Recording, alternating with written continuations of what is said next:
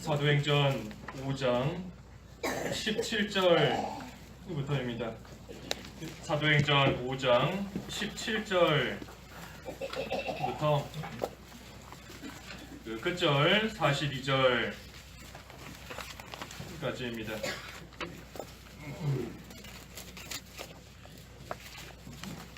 사도행전 5장 17절.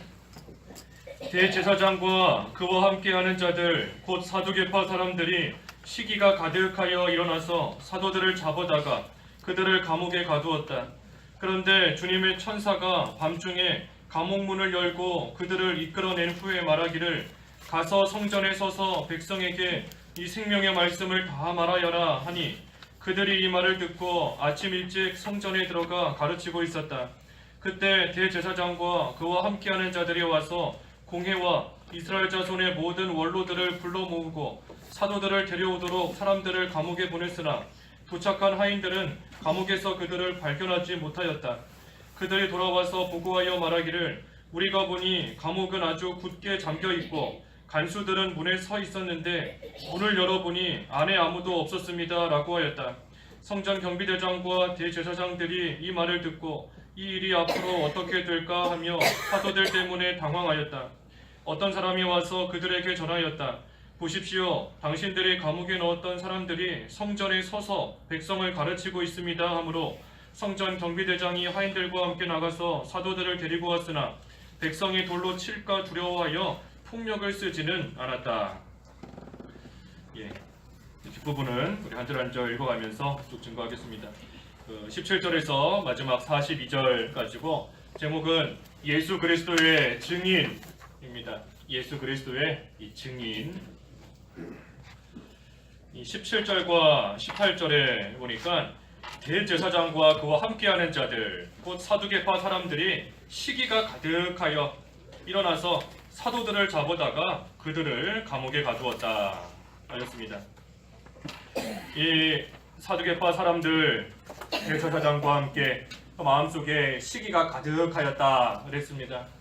이 시기가 가득한 거 이것이 문제인 겁니다.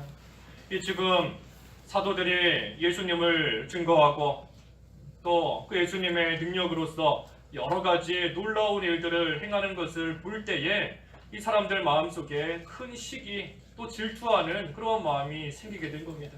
그래서 그 시기심 때문에 사도들을 다 잡아다가 가두게 되었습니다. 이 시기하는 거 우리 잠언 말씀에 보면 그 시기는 뭐를 썩게 한다 그랬죠. 그렇죠. 뼈를 썩게 한다 그랬습니다. 잠언 14장 30절에 평안은 우리에게 활력을 주지만 시기는 뼈를 썩게 한다. 마음이 평안할 때에는 몸에서 힘도 나고 활력이 넘치지만 하지만 다른 사람 시기하면 결국 자기만 손해라는 겁니다. 자기 뼈만 썩게 하는 겁니다. 내가 다른 사람 시기한다고 질투한다고 해서 그 사람 안 좋게 바뀌는 거 없는 겁니다. 생기지 않는 겁니다. 오히려 내 뼈만 썩고 내 마음만 상하고 나만 잠 못 이루는 그러한 밤 보내는 겁니다. 그래서 시기하는 거 자기만 손해다 하는 겁니다. 자기만 손해다. 특별히 이 사람들은 지금 그 마음속에 시기가 가득하지만 사도들은 반대로 성령으로 충만한 겁니다. 사도들은 성령으로 충만한 그러한 가운데 그 영적으로 그 심령에 성령 하나님께서 가득 차 있지만 이 대제사장과 사두개인들 이 사람들은 그 마음속에 시기가 가득 차 있는 서로 그 마음속에 가득 차 있는 것이 다른 겁니다. 그래서 사도들을 잡아다가 감옥에 가두었다. 그런데 19절에 주님의 천사가 밤중에 감옥 문을 열고 그들을 이끌어내었다. 이 감옥에 갇혔는데 생각지도 못한 방법으로 감옥에서 나오게 된 겁니다. 밤중에 하나님께서 천사들을 통해서 이 사도들을 감옥에서 나올 수 있게 해주시는 참 사람이 생각하지 못한 그러한 일이 일어난 것이고 생각지 못한 방법으로 그 감옥에서 나오게 된 겁니다. 그래서 이것을 보면 우리가 살고 죽는 거 하나님께 달려있는 겁니다. 하나님께 모든 것이 달려있는 겁니다. 하나님께서 살리시면 사는 거고 하나님이 죽이시면 죽는 겁니다. 아무리 감옥에 가둬놓고 아무리 많은 그 경비들이 지키고 있다 할지라도 그것으로서 어떻게 되는 것이 아니라 하나님께서 살리시면 생각하지 못한 천사를 보내서라도 하나님께서 건지시고 살려주시는 겁니다. 그러니 또 반대로 아무리 사람이 도와준다라고 해서 또 그것으로서 살 수 있는 것도 아닌 겁니다.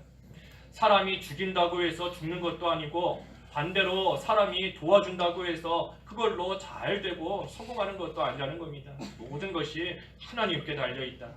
그래서 우리 그 사무엘상 2장 6절 이하 말씀에 뭐라고 했습니까? 하나님께서는 죽이기도 하시고 살리기도 하시며 또 음부에 내리기도 하시고 올리기도 하시며 가난하게도 하시고 부하게도 하시며 낮추기도 하시고 높이기도 하신다. 모든 것들이 다 하나님께 달려있는 겁니다. 죽고 사는 거, 음부에 내려가고 올라가는 거, 가난하고 부자가 되는 거, 낮아지고 높아지는 모든 것이 하나님 손에 달려있는 겁니다. 하나님께서 그러한 하나님의 능력으로 하나님의 주권으로서 지금 감옥에 갇힌 이 사도들을 살려주신 겁니다. 왜 살려주셨는가? 사도들을 왜 살려주셨는가? 20절에 가서 성전에 서서 백성에게 이 생명의 말씀을 다 말하여라. 생명의 말씀 전하라고 살려주신 겁니다. 감옥에 갇혀있는 사도들 그 가운데서 건져주신 이유가 이제는 그동안 고생 많이 했으니 가서 잘 살아라 하고 감옥에서 건져주신 것이 아니라 가서 백성들에게 이 복음의 말씀을 다 전하여라. 이 생명의 말씀을 다 전하여라. 생명의 말씀 전하라고 하나님께서 살려주신 겁니다. 그래서 오늘날 우리도 똑같은 겁니다. 우리를 이 죄로 인한 그 죽음에서부터 구속해 주시고 또 우리가 이 세상 살아가는 동안 참 여러 가지 질병 가운데서 우리를 살려주신 거, 또 여러 가지 사건과 사고 속에서 하나님께서 살려주신 거, 죽을 만한 고비에서 살려주신 거, 왜 살려주셨는가? 우리에게도 이 똑같은 사명 주셨기 때문에 살려주신 겁니다. 가서 이제 건강해진 몸으로 잘 살라고, 가서 이제는 경제적으로 풍요해진 그 가운데 잘 먹고 살라고 하나님께서 던져주신 것이 아니라 가서 백성들에게 생명의 복음을 다 말하여라. 복음 전하라고 우리를 살려주시고 지금까지 인도해 주신 겁니다. 그렇기 때문에 바꿔 말하면 여러 번 증거했지만 이 사명 다하기 전까지는 죽지 않는 겁니다. 사명 감당하라고 죽을 고비에서 우리를 건져주셨는데 우리가 그 사명 다 감당하기 전까지는 아무리 죽을 고비를 만나고 어려움을 당할지라도 그 사명 다 해야 되는데 하나님께서 반드시 건져주시고 반드시 살려주시는 겁니다. 그러다가 그 사명 다 하면 하나님께서 생각지 못한 방법으로 지금까지 살려주신 것처럼 사명 다 하면 또 우리가 생각하지 못했던 그러한 방법으로 또 그러한 일들을 통해서 하나님께서 데려가시는 겁니다. 이제 사명 다 했으니 이 수고와 슬픔뿐인 이 세상에 더 이상 남아있게 하나님께서 하실 필요가 없는 겁니다. 더 이상 이 세상에서 수고하며 고생하지 말고 이제 할 일 다 했으니 사명 다 했으니 이제는 하나님 나라에 와서 하나님 품에서 안식을 누려라. 이제는 쉬어라 하시고 하나님께서 불러가시는 겁니다. 그런데 아직 일도 다 안 했는데 하나님께서 쉬라고 불러가시지 않는 겁니다. 우리가 일 다 해야 직장에서도 일 다 해야 퇴근하는 거죠. 일이 쌓여 있는데 일도 안 했는데 나 이제 가서 쉴래요 하면 안 되는 겁니다. 일 다 하면 이제 그때 집에 가서 편히 쉬는 것처럼 우리가 이 세상 살아가는 거 참 힘들고 고달픈 이러한 한 세상을 우리가 살고 있지만 우리에게 아직 사명이 있는 겁니다. 그 사명 다 하기 전까지는 하나님께서 반드시 건지시고 하나님께서 도와주시고 지켜주시지만 그 사명 다 하면 이제는 와서 쉬어라. 내 수고를 그쳐라 하고 하나님께서 영원한 안식 가운데로 우리를 불러주시는 겁니다. 그렇기 때문에 우리가 두려워할 거 없는 겁니다. 이러다 죽으면 어떡할까 두려워할 거 없는 겁니다. 걱정할 것도 없고 또 뭐 근심할 것도 없는 겁니다. 나는 이 다음에 어떻게 죽을까? 하나님이 어떻게 데려가실까? 뭐 걱정할 거 없는 겁니다. 사명 다 하면 하나님께서 생각지 못한 방법으로 또 우리를 영원한 안식 가운데로 딱 옮겨주시는 겁니다. 그래서 우리는 그저 하나님께서 내게 주신 그 사명, 내가 아직 못다한 하나님의 일이 뭘까?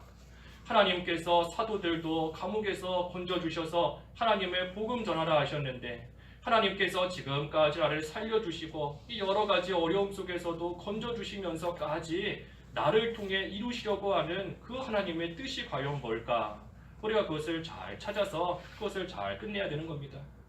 잘 완수하고 나아가는 겁니다. 달려갈 길, 그게 달려갈 길 마치는 거지요. 달려갈 길 마치는 겁니다. 아직 우리 앞에 달려갈 길이 남아있는데 우리가 그것을 끝까지 마칠 때까지는 하나님께서 반드시 지켜주시는 겁니다. 그래서 21절에 그들이 이 말을 듣고 아침 일찍 성전에 들어가 가르치고 있었다. 하나님께서 백성들에게 생명의 말씀 말하라 하고 또 그 일 하라고 살려주셨으니 사도들이 즉시 가서 순종한 겁니다. 감옥에서 밤중에 나왔지요. 밤중에 감옥에서 구출되었는데 하나님이 건져주셨는데 뭐 감옥에서 편히 쉬다가 오는 거 아닌 겁니다.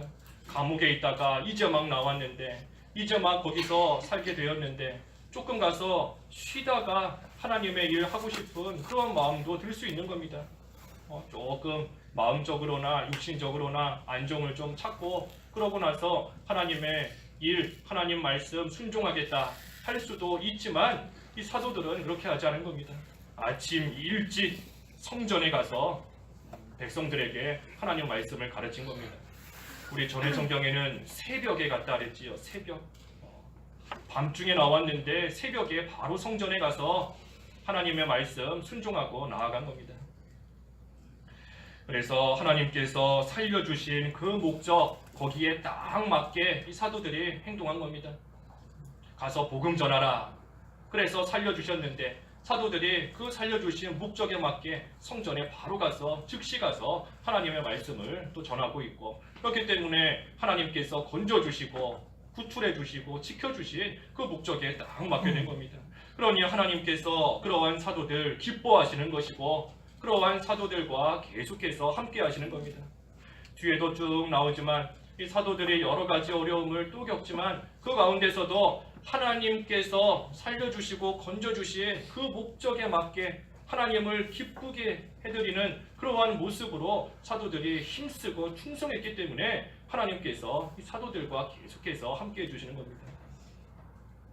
그래서 감옥에 있어도 하나님이 함께 하시는 것이고 성전에 있어도 함께 하시는 것이고 공회에 끌려가서 그 앞에 서게 될 때에도 하나님께서 함께 하시는 겁니다. 하나님을 기쁘시게 하는 그러한 일들을 행했기 때문인 겁니다. 여기 아침 일찍 성전에 들어가 가르치고 있었다. 이것을 보니까 이 성전에도 아침 일찍 모인 그러한 자들이 있는 겁니다. 사도들이 뭐 아침 일찍 성전에 가서 아무도 없는 텅 비어있는 거기 가서 뭐 누구에게 말씀을 가르치겠습니까? 거기에 사람들이 있으니 그 사람들에게 복음을 전하는 겁니다. 그래서 아침 일찍부터 새벽부터 성전에 모여서 하나님 말씀 듣기를 사모하는 그러한 성도들이 많이 있었던 것 같습니다. 그래서 이것이 참 귀한 겁니다. 이 사도들은 아침 일찍 성전에 가서 하나님의 말씀 순종하는 것이고 즉시 순종하고 충성하는 겁니다. 충성하는 것이고 또 그때 성도들은 그만큼 사도들을 통해서 주시는 말씀 듣기를 사모하고 하나님과 동행하고 하나님 앞에 가기를 참으로 사모하며 나아가는 겁니다. 그래서 가르치고 있는데 그때 21절 하반절부터 쭉 보면 이 대제사장과 여러 사람들이 이 사도들을 감옥에서 데리고 와라 하고 하인들을 보냈습니다. 근데 하인들이 감옥에 가보니까 뭐 사도들 발견할 수 없는 거지요. 이미 나갔고.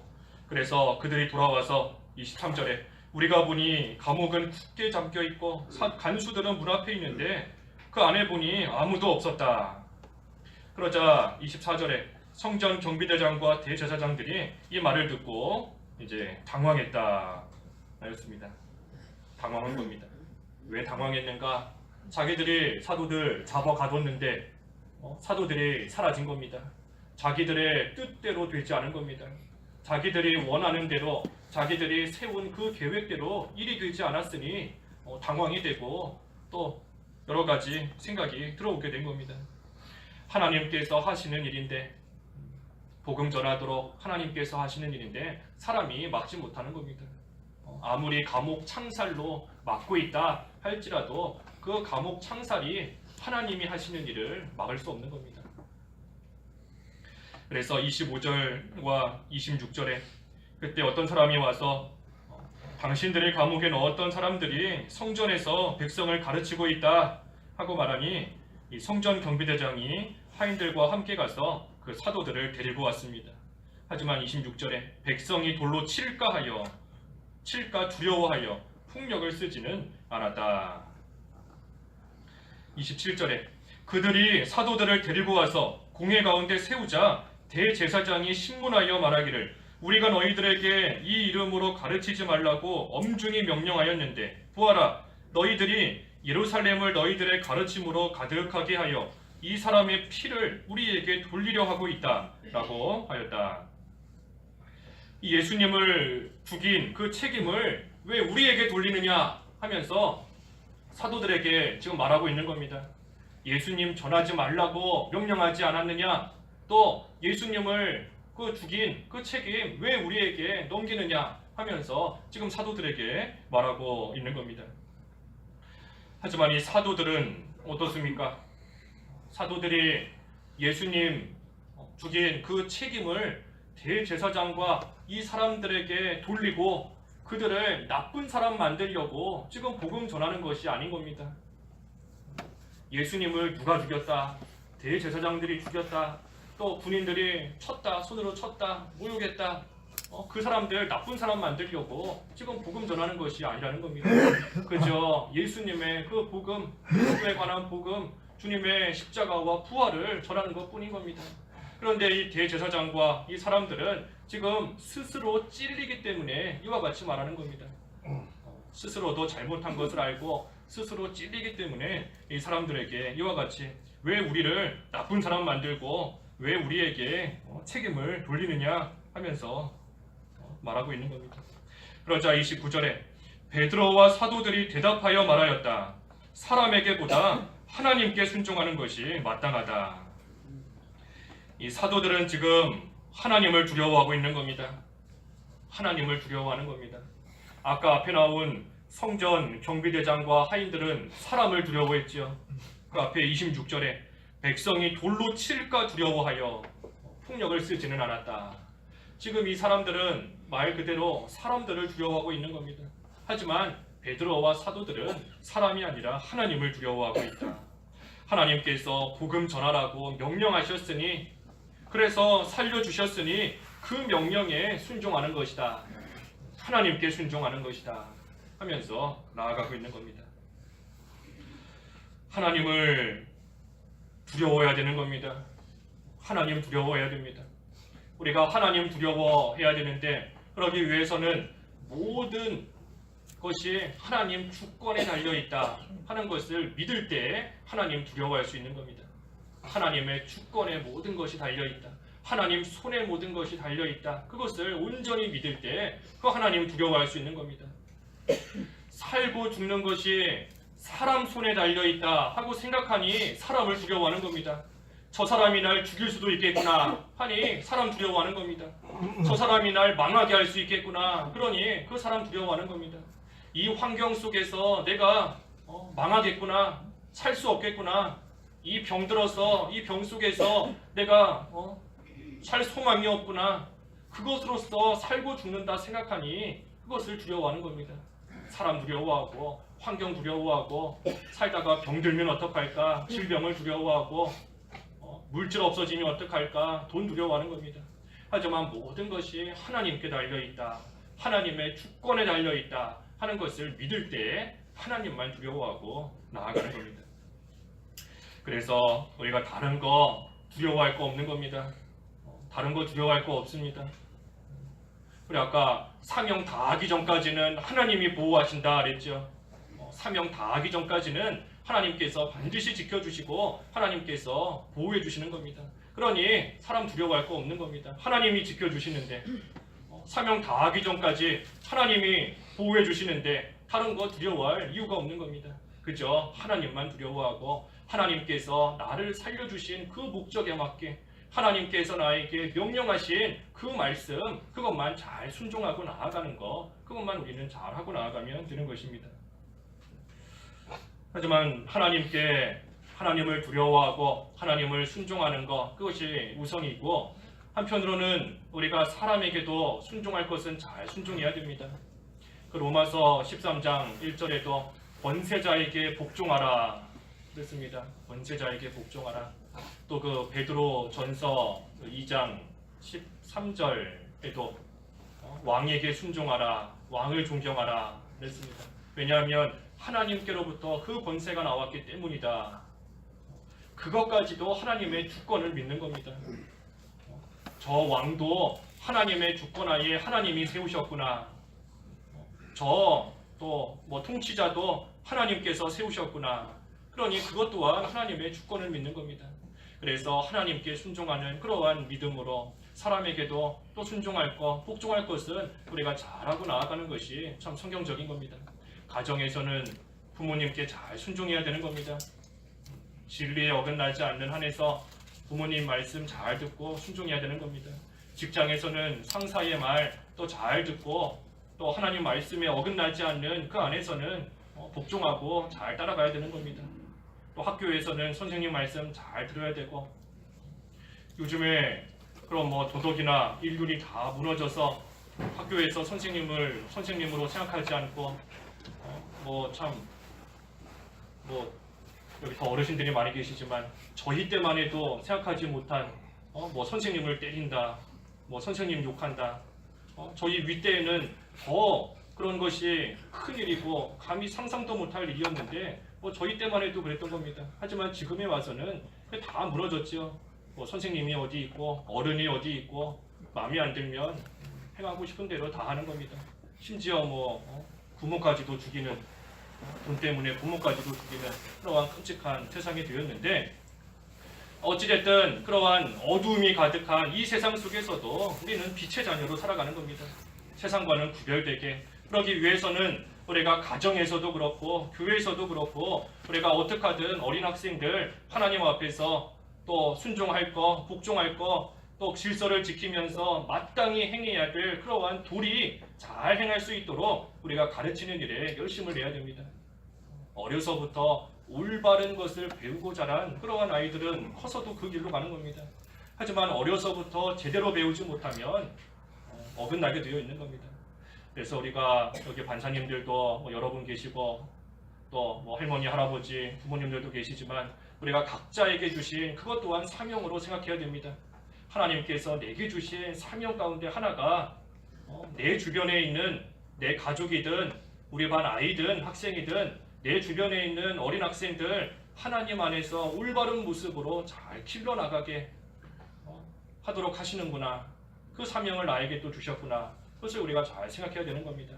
먼 데서 어려운 사명 찾지 말고 우리 가정에서부터 내가 맡은 아이들부터 하나님께서 나에게 주신 큰 사명인 줄 알고 그 아이들 또 주변의 사람들 하나님 앞에 합당한 모습으로 잘 인도할 수 있는 그러한 저희들 또 돼야 되는 겁니다. 그것이 우리에게 주신 큰 사명 가운데 또 하나인 겁니다. 그래서 우리가 사람에게도 순종할 것은 순종하고 또 복종해야 된다. 또 교회 안에서도 마찬가지인 겁니다.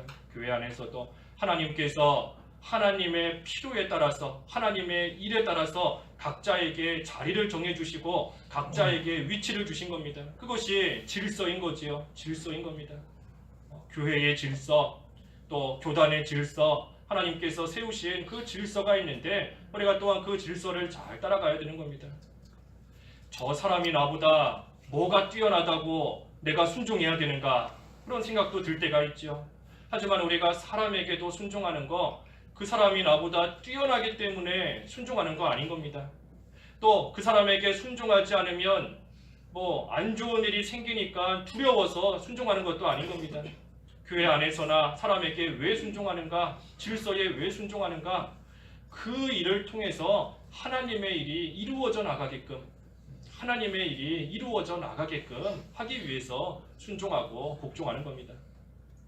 나보다 부족한 사람이고 나보다 못난 사람이어도 하나님의 일이 되어져 나가게끔 하나님께서 하나님의 뜻에 따라 하나님의 필요에 따라 나에게 세워주신 자기 자리에서 자기 위치 잘 지키면서 자기 일 행해 나아가면 그 일을 통해서 또 하나님의 일이 되어져 나아가는 겁니다. 그래서 우리가 하나님을 두려워하고 하나님께 순종하되 또 하나님이 세우신 질서를 우리가 잘 따르고 또 사람에게도 순종할 바는 우리가 또 잘 순종하는 것, 그것이 중요한 겁니다. 우리 갈렙 구하지 않습니까? 갈렙이 여호수아보다 못나거나 부족한 부분이 얼마나 있겠습니까? 그럼에도 불구하고 하나님께서 하나님의 일이 되도록 각자에게 주신 그 위치에서 칼렙은 여호수아를 잘 포필하면서 또 하나님의 일에 힘써 충성하고 나아갔던 겁니다. 그러니 그러한 자들을 통해서 이 이스라엘이 가나안 땅 정복하게 되는 그 일 온전히 이루어지게 된 겁니다. 그래서 우리가 성경에 어긋나지 않는 이상은 또 하나님이 세우신 제도와 질서에 잘 따르는 것이 참으로 귀하다. 그러려면 우리가 성경 말씀에 어긋나는 건지 어긋나지 않는 건지 바로 알아야 되는 겁니다. 우리 계속 그러지 않습니까? 진리에서 어긋나지 않는 한에서 사람에게도 순종하는 것이다.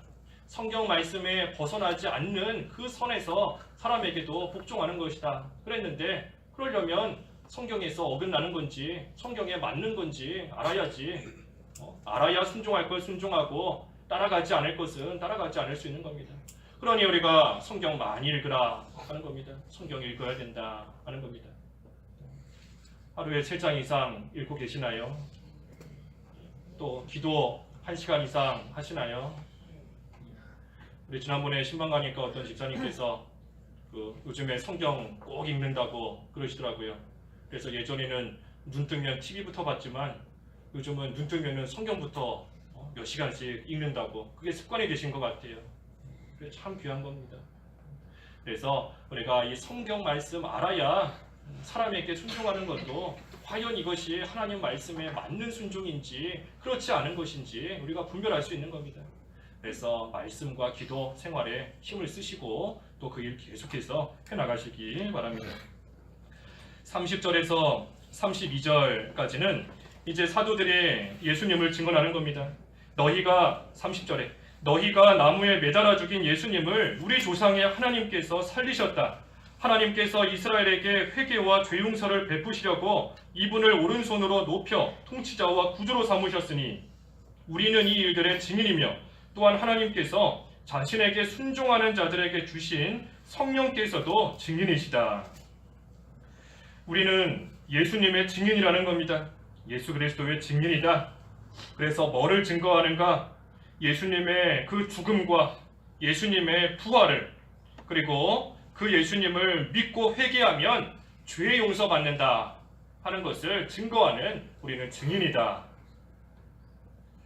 우리 또한 이 일의 증인인 겁니다. 사도들만이 아니라 우리도 예수 그리스도에 대한 증인인 겁니다.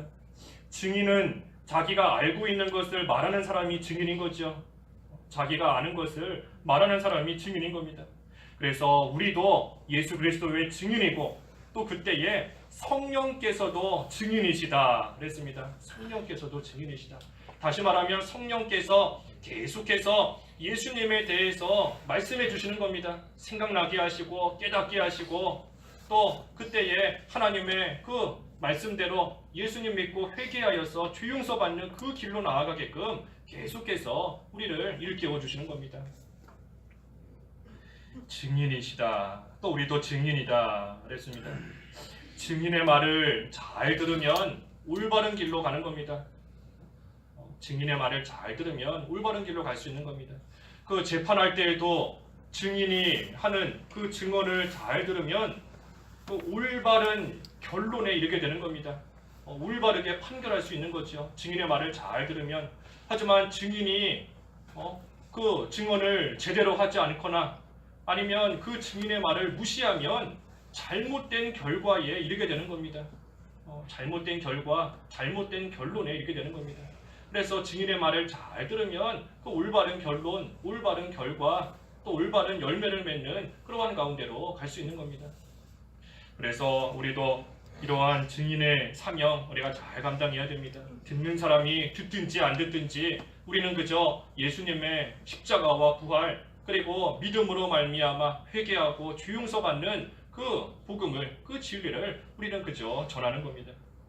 그것을 전하기 위해서 성령 충만해야 됩니다. 성령 충만할 때 그리스도의 증인의 생활 온전히 해나갈 수 있는 겁니다. 왜냐하면 증인이 올바른 것을 증거해야 되는데 자기 생각, 자기 말 증거하면 안 되는 겁니다. 증인이 가서 사실을 증거해야지 내가 생각하니까 아마 이런 것 같다. 내 생각으로는, 내 추측으로는 이랬던 것 같습니다. 하면 그것은 올바른 그러한 증언이 되지 못하는 겁니다. 그래서 자기가 딱 본 거, 자기가 딱 아는 거 그것만을 전해야 되는 건데 우리도 예수 그리스도의 증인으로서 성령 충만해야 성령께서 우리에게 가르쳐 주시는 그 말씀만 전할 수 있는 겁니다. 내 생각, 내 뜻 다 저버리고 오직 성령께서 인도해 주시는 그 진리의 말씀 그것을 우리가 나가서 다른 사람들에게 전하는 그리스도의 참된 증인의 생활 또 사명을 감당할 수 있는 겁니다. 근데 성령 충만하려면 여기 32절에 그랬죠. 순종하는 자들에게 주신 성령이시다 그랬습니다. 순종하는 자에게 주신 성령이시다. 그래서 우리가 순종하면 하나님의 말씀대로 하나님 두려워하면서 순종하면 그때 성령 충만한 그러한 삶이 되는 겁니다. 또 그러한 때에 예수 그리스도의 참된 증인이 되는 겁니다. 그래서 33절에서 쭉 보면 그러자 그들이 이 말을 듣고 화가 나서 사도들을 죽이려 하였는데 율법 교사로서 백성에게 존경을 받는 가말리엘이라고 하는 한 바리새인이 공회에서 일어나 사도들에게 잠깐 밖에 나가 있도록 명령하고 공회원들에게 말하였다. 이 가말리엘은 그 사도 바울의 스승입니다. 사도 바울의 선생님이 가말리엘이 있죠. 율법 교사. 그래서 가말리엘이 말한 겁니다. 35절에 이스라엘 사람들아 너희가 이 사람을 어떻게 다루어야 할지 스스로 조심하여라. 스스로 조심하여라. 이 스스로 조심해야 됩니다. 우리가 삼가 조심하지 않으면 그 틈을 타서 마귀가 들어오는 겁니다. 아무리 올바른 일이다 할지라도 항상 조심스럽게 모든 일을 접근하고 조심스럽게 말하고 조심스럽게 행동해야 되는 겁니다. 우리 느헤미야 통해서 보았지 않습니까? 그 느헤미야가 유다 백성들이 죄를 지었을 때 그 죄 지은 소식을 듣고 심히 노하였다. 매우 노하였다 그랬습니다. 화가 난 겁니다. 죄 지었다는 소식 들었을 때. 그래서 그들을 바로 책망할 수도 있었지만 느헤미야는 바로 책망하지 않고 심사숙고하고 그 느헤미야 5장에 심사숙고한 후에 그들을 불러서 책망했다 한 겁니다. 그래서 우리도 내가 생각할 때 올바른 일이라고 할지라도 우리가 항상 생각 많이 하고 또 먼저 기도하고 항상 조심해야 됩니다. 그렇지 않으면 나는 올바른 일을 했다 하지만 그 일을 통해서 다른 사람은 시험에 들고 자기 자신도 걸려 넘어지게 되는 그러한 경우가 반드시 있는 겁니다. 아무리 올바른 일이라고 할지라도 스스로 조심해야 된다. 우리 그런 말 있지 않습니까? 시험에 드는 것은 자기 스스로 시험에 들게 만들어놨기 때문에 시험에 든다. 자기 스스로 시험에 들게 모든 것을 만들어놨기 때문에 시험에 드는 겁니다. 그 도둑이 집에 들어오는데 대문을 활짝 열어놓으면 도둑이 들어와서 다 훔쳐가는 겁니다. 자기가 문을 단속을 잘하고 창문도 잘 잠그고 조심했어야 되는데 그렇지 않고 문 다 열어놓고 집 텅텅 비워놓고 비싼 거 눈에 보이게 다 꺼내놓으면 지나가는 사람이 보고 다 가져가는 겁니다. 우리 시험 드는 것도 그와 같은 겁니다. 자기 스스로 시험에 들만한 환경을 만들어놨고 자기 자신을 시험에 들만한 그러한 모습으로 만들어놨기 때문에 또 시험에 드는 줄 알고 다른 사람 탓할 거 없는 겁니다. 다른 사람 탓할 거 없고 자기 자신을 돌아봐야 되는 겁니다. 하지만 그때에 그렇다고 해서 스스로 너무 자책할 것도 없습니다. 스스로 너무 자책할 것도 없고 이제부터라도 우리 그것도 느헤미야에 나오죠. 느헤미야 5장에 이제부터라도 오늘부터라도 되지 못한 거에서 돌아서라. 이제부터가 중요한 겁니다. 오늘부터가 중요하고 지금까지는 대문, 방문 활짝 열어놓고 다녔다 할지라도 지금부터라도 철저하게 단속하면 되는 겁니다. 지금부터라도 잘 잠그고 다니면 되는 겁니다. 그래서 우리 그런 속담도 있는 것처럼 비 온 뒤에 땅이 굳어진다. 비 온 뒤에 땅이 굳어지면 되는 겁니다. 비 온 뒤에도 땅이 계속해서 질퍽질퍽하면 그거는 문제가 있는 거지만 비 온 뒤에 땅이 굳어지면 오히려 그것이 더 좋은 그러한 또 일이 되는 겁니다. 그래서 스스로 조심하라. 그러면서 두 가지를 말했지요. 그 드다 그리고 갈릴리 사람 유다. 많은 사람들이 그들을 따랐지만 결국 그들이 죽자 따르던 사람들 다 흩어져 없어졌다. 그러니 38절에 이제 내가 너희에게 말하는데 이 사람들에게서 손을 떼고 그들을 내버려두라. 만일 이 사상이나 행위가 사람에게서 왔다면 없어지겠으나 만일 하나님께로부터 왔다면 너희가 그들을 무너뜨리지 못할 것이며 도리어 너희가 하나님을 대적하는 자가 될까 염려되기 때문이다. 가만히 놔두라는 겁니다. 놔둬라. 이 사상이 사람에게서 왔으면 얼마 가지 않아 무너질 거다. 하지만 만약에 하나님께로부터 온 거라면 너희가 그것을 대적하고 방해하다가 오히려 하나님을 대적하는 그러한 죄를 짓는 것이니 하나님께 맡기고 가만히 있으라 하는 겁니다. 그래서 우리가 하나님께 맡기고 가만히 있어야 되는 그러한 때도 있는 겁니다. 예전에 이병규 목사님께서 지금 교회에서 일어나고 있는 그런 일들, 또 교회에서 하는 일들이 사람에게서부터 온 건지 아니면 하나님께로부터 온 건지 머지않아서 다 드러날 거다. 머지않아서 다 드러날 것이니 그때까지 잠잠히 하나님께 맡기고 기다려봐라. 그런 말씀 하셨다는 걸 들었는데 그런 겁니다. 우리가 잘 모를 때에는 잠잠히 내가 해야 될 일 하면서 순종하면서 기다려보는 겁니다. 그 모든 것들이 사람의 생각에서부터 나왔으면 머지않아서 반드시 무너지는 겁니다. 하지만 하나님께서 하신 일이라면 아무리 지금은 연약해 보일지라도 결코 무너지지 않고 오히려 더 굳게 서 나아가는 겁니다. 그러니 하나님께 맡기고 우리는 그저 내가 해야 될 그 일만 잘 순종하고 나아가는 겁니다. 우리 개인의 일도 그렇습니다. 우리 개인적인 모든 일들도 우리가 내가 하는 지금의 일이 하나님의 뜻인지 아니면 내 욕심에서 나온 건지 아무리 기도를 해도 모르겠다. 아무리 성경을 읽어도 잘 모르겠다 할 때에는 현재 하는 그 일에 최선을 다하는 겁니다. 도저히 모르겠을 때에는 현재 하는 그 일에 최선을 다하고 나아가는 겁니다. 그때 그 일이 하나님의 뜻이면 형통하게 잘 이루어질 것이고 하나님의 뜻이 아니면 하나님께서 반드시 막으실 겁니다. 그러니 하나님의 뜻 우리가 성경과 기도를 통해서 발견해야 되지만 도저히 그래도 모르겠다 할 때에는 내가 지금 해야 되는 그 일, 나에게 지금 주어진 그 일에 최선을 다하고 결과 하나님께 맡기고 나아가는 겁니다. 그래서 이렇게 말했더니 그들이 그 말을 옳게 여겨 39절 하반절에 그들이 그의 말을 옳게 여겨 사도들을 불러다가 때리며 예수님의 이름으로 말하지 말라고 명령한 후 풀어주었다. 하나님께서 가말리엘을 통해서 이 사도들을 또다시 건져주신 겁니다. 이들이 공회 앞에 끌려갔지만 율법교사인 가말리엘을 통해서 하나님께서 사도들을 다시 한번 살려주신 겁니다. 그러니 예수 그리스도의 증인의 그 길 걸어가기만 하면 예수님께서 천사를 통해서도 가말리엘이라는 사람을 통해서도 하나님께서는 반드시 건져주시는 겁니다. 하지만 이 공회원들은 참 악합니다. 악한 겁니다. 가말리엘의 말을 옳게 여겼다. 옳게 여겼으면 그저 사도들 풀어주면 되는데 그냥 풀어주지 않고 불러다가 때린 다음에 그들을 풀어줬다 하는 겁니다. 그냥 풀어주면 될 것을 왜 때리고 왜 풀어주는지 참 악한 겁니다. 그래서 자기들의 어떤 그런 자존심 또 자기들의 어떤 명예 또 위신 그런 것 때문에 자기들의 권위 그것을 끝까지 세우고 나아가는 겁니다. 그래서 41절에 이에 사도들이 그 이름을 위하여 능욕을 당하기에 합당한 자로 여김을 기뻐하면서 공회 앞에서 떠나갔다. 예수님의 이름을 위하여 능욕받는 것, 또 능욕을 당하기에 합당한 자로 여김을 기뻐했다 하는 겁니다. 이것을 보면 예수님을 위해서 능욕당하는 거 아무나 당하는 것이 아닌 겁니다.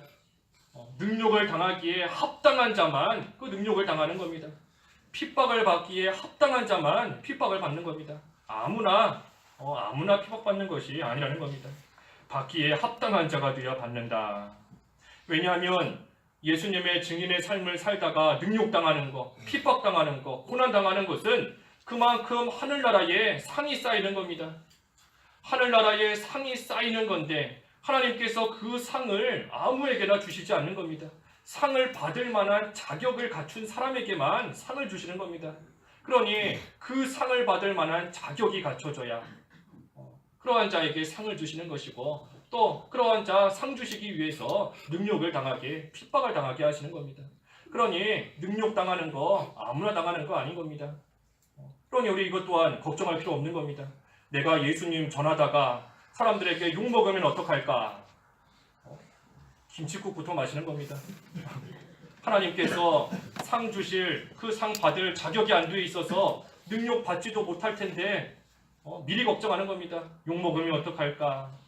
맞으면 어떡할까? 자격이 갖춰져 있어야 하나님께서 능력을 당하게 하시는 겁니다. 핍박을 당하게 하시는 거고, 그때 하나님께서 그 상을 주시는 겁니다. 그래서 상 받을 자격을 갖춘 자에게, 하나님께서 핍박과 고난을 당하게 하신다. 그래서 우리가 예수님의 복음을 전하다가 핍박을 당하면 하늘나라에 상이 쌓였구나 하고 생각하면 되는 겁니다. 하늘에 상이 쌓였구나. 요즘에 신용카드로 결제하니까 무슨 포인트가 쌓이더라고요. 포인트가 쌓여서 10,000원짜리 사면 10점이 적립되고, 또 얼마큼 사면 몇 점 적립되고, 나중에 그 포인트를 돈처럼 쓰면서 이렇게 또 물건을 살 수 있더라고요. 우리가 핍박을 받을 때에도 그와 같이 생각하면 쉬울 것 같아요. 내가 지금 핍박을 당했구나. 하늘에 10점이 쌓였구나. 이번 거는 환란이 좀 세구나. 100점짜리구나. 이번 거는 1000점이 쌓이겠구나. 하늘에 포인트 쌓는다고 상급이 쌓이는 겁니다. 상급이 능력을 당하는 만큼. 그래서 능력을 당하는 것도 합당한 자가 되었을 때, 능력을 당하기에 합당한 자가 되었을 때 고난을 당한다. 그 합당한 자가 누군가? 다시 말해 상 받을 수 있는 자격이 뭔가? 그것이 바로 오늘 제목처럼 예수 그리스도의 증인이 되는 겁니다. 예수 그리스도의 증인이 되는 것, 그것이 상 받을 만한 자격을 갖추는 겁니다. 그래서 십자가와 부활, 죄의 용서 힘있게 증거하고 나아갈 때 상을 받는 것이고, 능욕당하기에 합당한 자로 여김을 받는다. 그러니 기뻐하는 겁니다. 능욕은 당하지만 상이 쌓이기 때문에 기뻐하는 겁니다. 마지막 42절에 그들이 날마다 성전과 각 집에서 가르치고 그리스도 예수님의 복음 전하는 것을 쉬지 않았다. 이 능욕을 당했지만 오히려 기쁘니 그 복음을 쉬지 않고 더 열심히 전하는 겁니다. 이 기쁨에서부터 오는 열심이 참된 열심인 겁니다. 억지로 하는 열심이 아니라 기쁨에서부터 오는 그 열심, 그 충성, 그것이 참된 열심인 것이고 참된 그러한 또 봉사하고 복음 전하는 일이 되는 겁니다. 그래서 우리가 모든 일들 또 기쁨으로 감당해야 된다. 그래서 오늘 예수 그리스도의 이 증인에 대해서 쭉 증거했습니다. 예수 그리스도의 증인의 사명 완수하기 전까지는 결코 죽지 않는다 그랬습니다. 결코 죽지 않는다. 하나님께서 반드시 지키시고 생각지 못한 사람을 통해서도, 생각지 못한 방법을 통해서도 하나님께서 반드시 지켜주시고 보호해 주신다. 그러니 우리가 사람 두려워하지 말고 그저 하나님만 두려워하면서 하나님께만 순종하고 나아가는 겁니다. 그리고 그때 비록 여러 가지 능력과 고난이 있을지언정 그만큼 천국에 상이 쌓이는 줄 알고 기쁨으로써 우리에게 주신 이 그리스도의 증인의 사명 잘 감당할 수 있는 저희들 되어야 되겠습니다. 기도하겠습니다.